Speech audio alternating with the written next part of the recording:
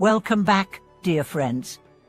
I'm so grateful to have you here once again on this shared path of awakening and clarity. Today, I invite you to walk with me into a question that cuts straight through the noise of modern life, a question that is both timeless and timely, profound yet surprisingly personal. How can we break free from delusional thoughts and return to our original self?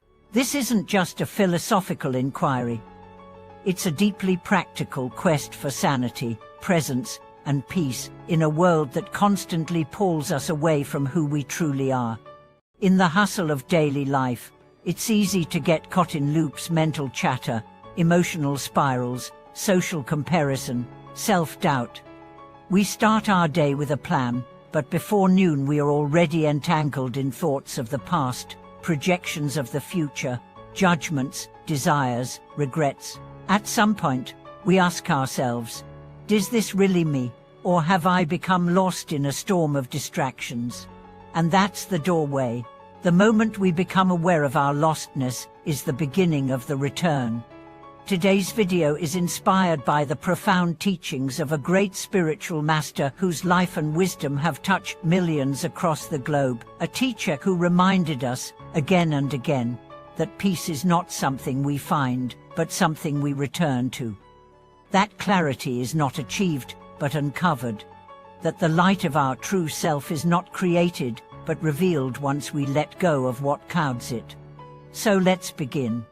You've probably had a moment, maybe it was while walking in nature, or staring into the eyes of someone you love, or sitting quietly at dawn, when everything became still, and you felt deeply present. No agenda, no anxiety, no ambition. Just being. That moment was a glimpse of your original self, the pure awareness that exists before thought, before identity, before story. The problem is not that we don't know this self. The problem is we forget, and we forget because of one thing: delusion. Delusional thoughts, also known as monkey mind, ego chatter, mental fabrication, are the default mode of an untamed mind. These thoughts aren't evil.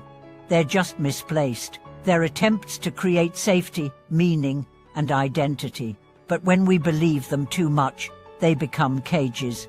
Let's look at an example. Imagine you send a message to someone, and they don't reply. Within minutes, your mind creates a narrative: they're ignoring me. I must have upset them. Maybe they don't like me anymore. Maybe I'm annoying. Maybe I said something wrong. And suddenly, your mood plummets. But none of this is based on reality. It's a movie created by thought. And yet, it feels real. Your body reacts. Your emotions flare. Your energy drops. This is how delusional thinking operates. It takes a neutral event and overlays it with meaning. It filters the present through the lens of the past. It projects fear into the future.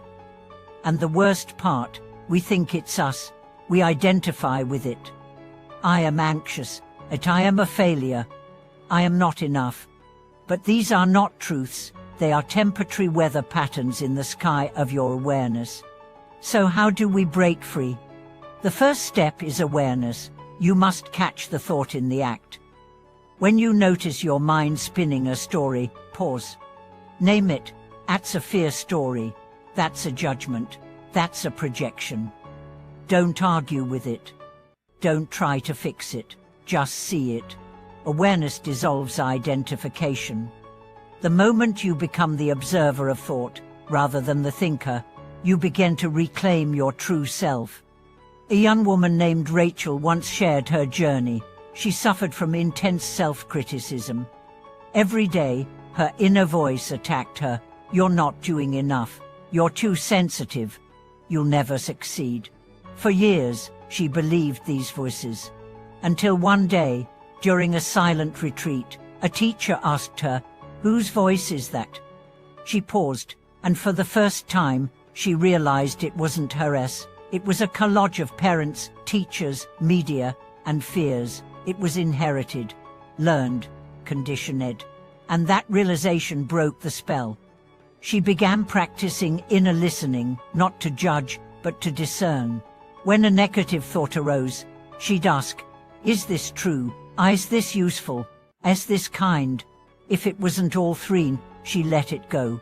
Slowly, she began to hear another voice, softer, quieter, but truer. A voice of compassion, clarity, and presence. Her original self was speaking again.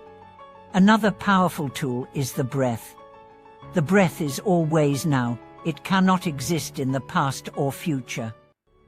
When your mind is spiraling, anchor yourself in the breath. Inhale slowly, exhale fully, feel the sensation. This doesn't fix the thought, but it brings you back to the body, the moment, the truth of presence. Mindful breathing is not a cliché. It is the gateway. One teacher said, the breath is the bridge between body and mind, between noise and silence, between illusion and truth. The more you return to it, the more you remember who you are. Another practice is mindful walking. Walk slowly. Feel each step. Feel the ground under your feet. Feel the movement of your body. Don't rush, don't plan. Just walk. One step, one breath, one heartbeat. With every step, you're returning. With every breath, you're arriving. This is not escapism, it's reclamation. Let's also talk about stillness. We're addicted to doing. We check our phones in the elevator, scroll while waiting in line, fill every gap with noise. But the soul speaks in silence. Stillness is not the absence of action. It's the presence of awareness. Create space in your day to simply sit and be. No agenda, no productivity, just presence. Even 5 minutes can reset your nervous system and reconnect you to the truth beneath the surface. One man I knew, a lawyer in a high-pressure firm, began taking 5-minute presence breaks. And no phone, no conversation, just breathing and watching. At first, it felt strange, but after a month, he reported a profound shift. "I'm no longer reacting to everything," he said. "I'm responding, and my responses are wiser." That's the power of returning. It doesn't make life perfect. It makes you present. And finally, we must talk about self-compassion. Returning to the original self is not a fight. It's not a war against thought. It's an act of love. You don't need to conquer your mind. You need to befriend it. When you notice a painful thought, place a hand on your heart and say, "I see you. It's okay." This simple gesture transforms the battlefield into a sanctuary. You are not broken. You are not lost. You are not behind. You are a river that got a little muddy. But the current is still there, underneath. The light has not gone out. It's just been covered. And with every breath of awareness, every act of kindness, every moment of stillness, you uncover it again. The return to the original self is not a destination. It's a rhythm, a remembering, a homecoming that happens moment by moment. And the more you return, the easier it becomes. You begin to live from your center, not your edges. You speak from stillness, not noise. You love from wholeness, not need.